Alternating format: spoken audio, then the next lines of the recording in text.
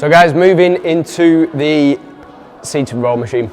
Chest supported, plate loaded, and it's a really useful machine. But again, some key things that we want to bear in mind, some key considerations when it comes to the setup, when it comes to the movement, just to make sure that we are getting everything right, that we're optimizing this movement for you, that you're going to minimize injuries, build more muscle mass, and feel better from doing it. So, first thing is, obviously it'll feel quite high, machines like this. They are designed to feel quite high. It's just because of the setup of the machine and the movement. So obviously make sure that you're comfortable getting onto the machine, use any of the handles available and so on. Some of the commonalities though in this machine is that every time that you're rowing, you're going to be thinking about working that upper back, working your full back. And again, the movements, rather than going to be initiated from your arms where people will be sort of pulling like this, it's going to be initiated from that upper back. So again, it's moving this upper arm round and towards the plane of movement that it's trying to go. Now, if that's more lat dominant, it's going to be down by your side. If it's more rear delt, it's going to be up and out. Is that important? Well, on this machine, absolutely. Are we wanting to work more upper back and rear delts, or are we going to want to go for these handles and go for more lats? Again, if you're new to training, it might not matter that much as to which one you do. Your full back's going to be working with both variations, but there's certainly going to be more activation in terms of the lats if you get this movement right. Now what I see is actually people using these handles but using them almost backwards. So people going for the lat dominant variation with these handles, or going for a big wide variation with these handles. And again, what it's probably going to do is mean, although there's thought and time and effort gone into designs of machines like this, by moving wrong with them, you're probably killing that thought, time and effort. So what I want you to think about is, and let's go for the lat dominant variation first. Before we even set up and before we grab the plates, we're going to think, okay, well, if I was reaching forward and allowing my lats to reach, not losing my position, not dropping over or shrugging up, keeping nice and low and just allowing that reach, where do I get to? For me, hand position's about there. Yeah, so straight away, this high setup, if I'm wanting to keep my lats active, the high setup is the one that's going to be really important. So again, going for this movement,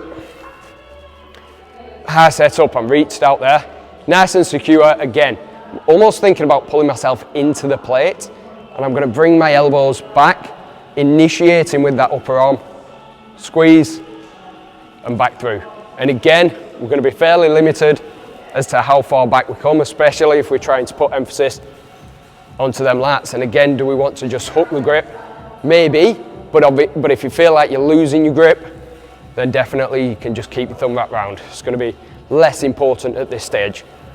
Squeezing through, back and down. So again, more thinking about arms going down, almost along by my side with that movement, into this to really allow them lats to switch on. There are single arm variations, you'd still be doing the exact same sort of movement with that single arm variation, thinking about stretch out at the top and reach through without losing any of the positioning. As soon as you hunch forward at the top of the movement, that's not going to help. It's not going to be good from a joint health point of view, and it's certainly not going to be good from a muscle development point of view. Now the other variation, so straight away I've just said that's a good setup for this movement. However, the other variation, I don't want to be coming down here. I probably want to be coming up a little bit higher, which means as I look through that setup, and again, because of the movement itself and the way that our body's going to be stronger, this one would tend to be you'd probably find that it's going to be a bit lighter than the lat variation of the movement. But if I go for this, I'm coming down a bit too low there. So actually, again, the handles won't raise up. We're on a plate loaded machine. How do we deal with it? Going to drop the seat down just a bit. And then again, without the handles, just try and figure out. And to be honest, that looks like almost a perfect plane for me to be set up at. Make sure that you get that right. And again, remember that your arm up to your elbow in a back or lat based exercise is an extension of the plane of movement that the machine's going to work through. So we're not wanting to be sort of under it, pulling into here. or over it, pulling into here. It's an extension of the plate. None of them will be optimum for your muscle development or for your joint stability. So it's just going to be getting set up. Again, same rules apply though. We can reach forward a little bit, but not to the point that you're collapsing in, but allow that upper back to reach round. Squeeze back and then in. And again, what sort of width do we go for? Well, that one felt okay for me. I could go wider, but then at this end range, it'll start to lose positioning. So again, width, it just wants to be something. If I'm so narrow that I'm here and I'm really sort of squeezing in, I'm going to get a bit of discomfort and additional activation in my biceps that I don't want. And then again, at the same time, if I'm so wide that I'm sort of pulling out there, then realistically, the bottom of that movement, yeah, we might say, oh, well, it's further out, so it's a good thing. Not necessarily. It's not a great position for your body to be in.